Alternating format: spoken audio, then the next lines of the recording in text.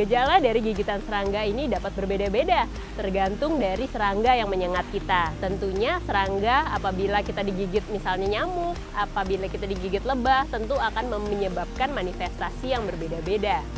Nah, tentunya derajat dari gejala dari gigitan serangga dapat berbeda-beda, tergantung serangga yang menyengat kita.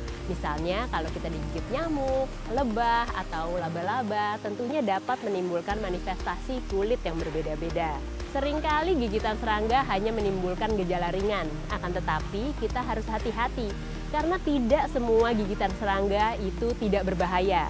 Ada beberapa serangga yang memiliki toksin atau racun di dalamnya, sehingga dapat menimbulkan gejala yang serius. Seperti kita bisa mengalami demam, kemudian bisa mengalami sesak nafas, dan kita bisa mengalami pusing, dan lain-lain.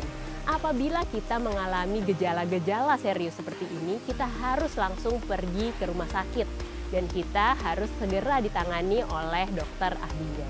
Gejala dari gigitan serangga tadi kita sudah tahu bahwa berbeda-beda. Apabila kita mengalami nyeri, kita bisa dapat mengkonsumsi anti nyeri seperti acetaminophen atau ibuprofen. Kemudian apabila kita mengalami gatal, kita bisa mengkonsumsi misalnya antihistamin seperti CTM. Kemudian kita bisa lakukan kompres es terutama apabila lesinya terasa gatal atau panas ataupun bengkak. Yang kita harus perhatikan dari lesi gigitan serangga kita adalah kita harus perhatikan apakah ada tanda infeksi.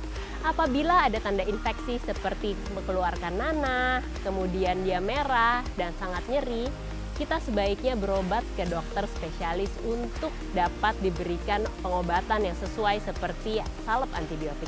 Dan kemudian apabila kita merasa gatal, jangan menggaruk lesi tersebut. Kenapa? Karena apabila kita menggaruknya, kadang-kadang lesi gigitan tersebut malah bertambah parah, semakin luas, dan dapat menyebabkan infeksi.